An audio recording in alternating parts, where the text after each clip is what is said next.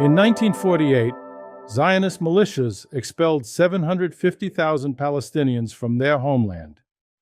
Among them were the farmers who produced over 78% of Palestine's total agricultural output. Even after more than 50 years of Zionist colonization, Palestine's agricultural economy remained overwhelmingly Palestinian. It was the Palestinian fellahin who fed the country.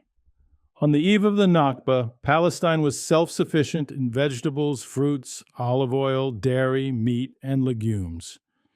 It exported olives, citrus, and vegetables. The only major import was grain, and even then, Palestine produced about half of its wheat and barley, despite wartime restrictions. Then came 1948.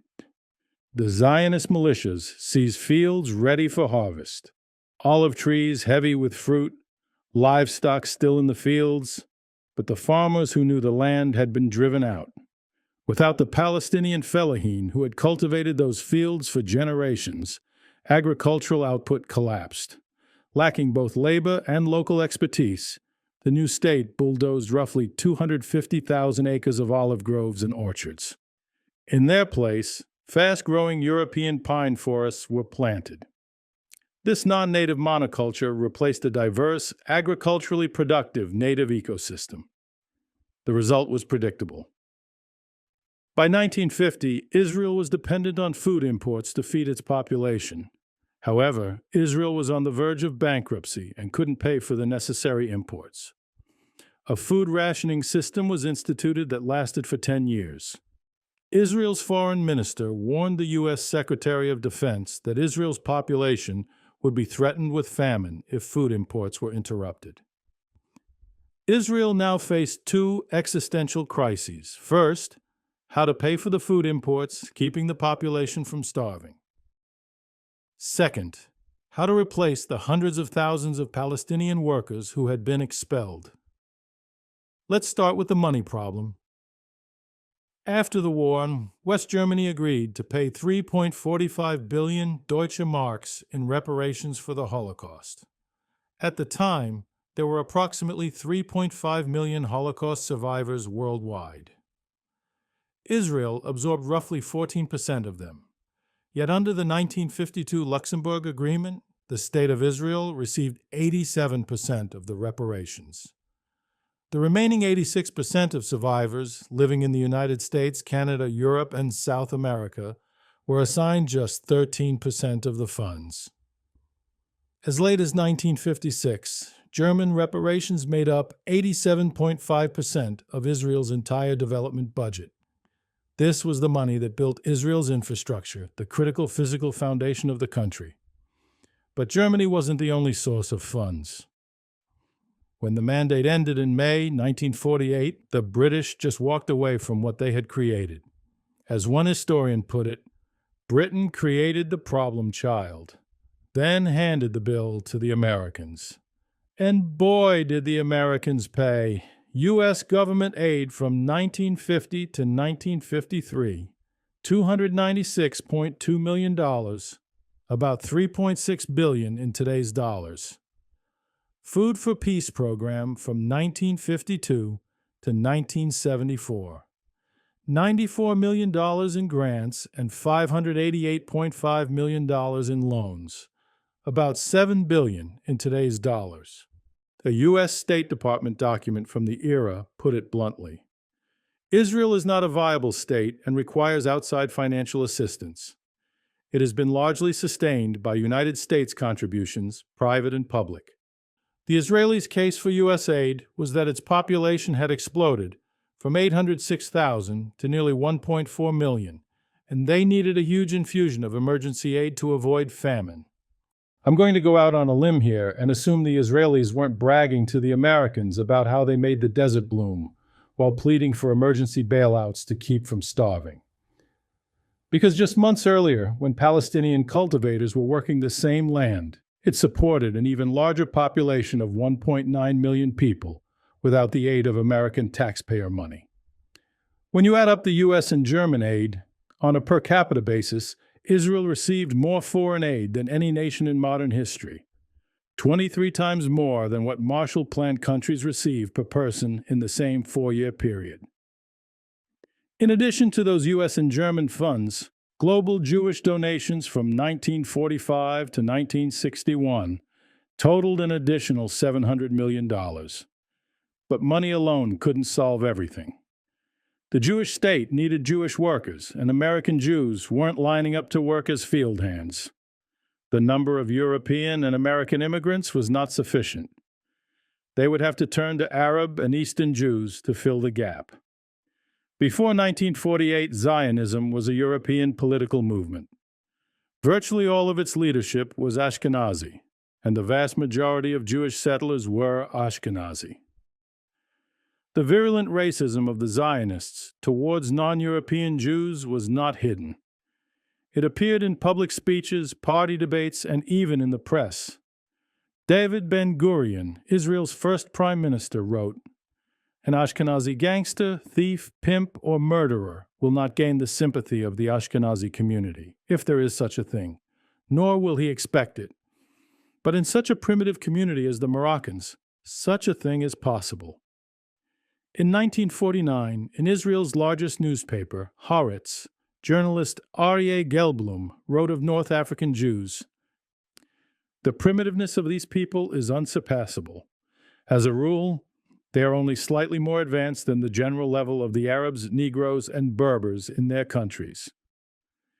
You could fill a book with similar quotes. On the other hand, the leaders of the Arab Jewish communities were mostly hostile to the Zionists. René Katawi was head of Cairo's Sephardi Jewish community. His father served on the committee that drafted the Egyptian constitution and had served as head of several government ministries. In 1935, René formed the Association of Jewish Youth, which proclaimed, "Egypt is our homeland. Arabic is our language."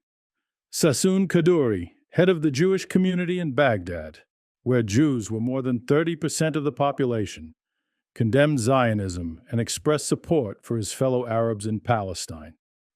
Sassoon Eskel, Iraq's first finance minister and known as the father of the Iraqi parliament, was a trusted advisor to the king and instrumental in the development of the modern Iraqi state.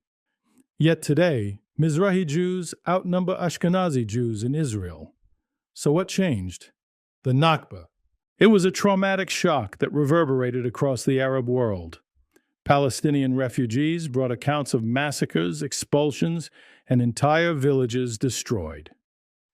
Before Arab armies entered the war in mid-May 1948, more than 200,000 Palestinians had already been driven across the borders, and news of the Deir Yassin massacre in April had been splashed in horrifying detail across all the Arab press. At the same time, the Arabs were fighting bloody wars of national liberation across North Africa. In 1947, French forces massacred 180 civilians in Casablanca. In 1945, tens of thousands of Algerians were killed by French colonial forces and settler militias in the Sétif and Guelma massacres. The Arabs were paying a heavy price for their freedom, and to them, the Palestinians were part of the same anti-colonial struggle. The outrage over Palestine was feeding rising anti-Semitism, episodes of anti-Jewish violence, and increasing government persecution of Jews. Then the Lavon affair exploded onto the front pages in 1954. The Israelis had launched a false flag operation in Egypt, planting bombs in civilian and Western cultural targets. The operation was a fiasco. The entire cell, 10 Egyptian Jews and 1 Israeli intelligence agent, was arrested about a month after the first bomb was planted. The news that 10 Egyptian Jews betrayed their country on behalf of Israel was a disaster for Arab Jews.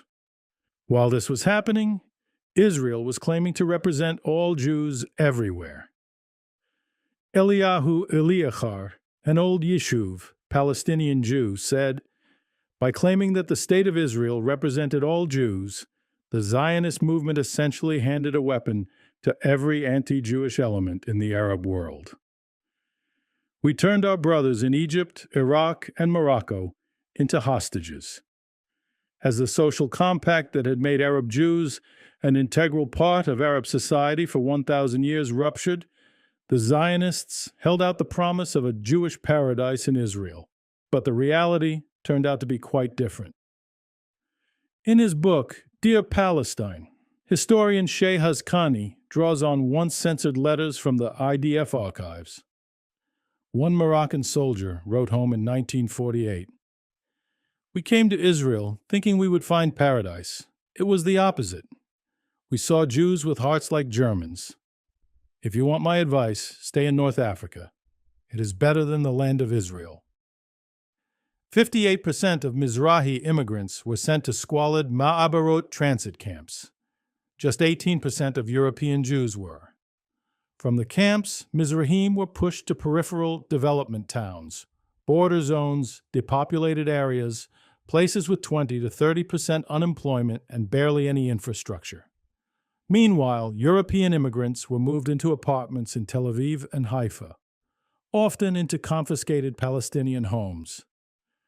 Eliyahu Eliachar, who had represented the Sephardic and Mizrahi communities in the Knesset, commented, "The tragedy of the Mizrahi Jew in the State of Israel is the attempt to turn them into human dust, to strip them of their language, their traditions, and their 1,000-year history in the East, and to reconstruct them in the image of the European Jew.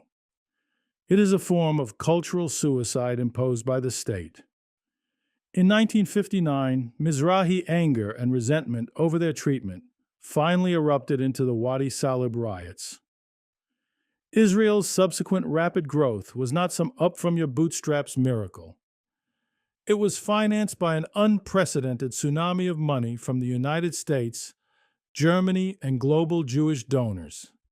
It was built on vast amounts of private property that was expropriated without compensation to the Palestinian owners. And it was powered by Mizrahi immigrants who were paid significantly less than their Ashkenazi counterparts and were used to populate, secure, and make productive the least desirable lands.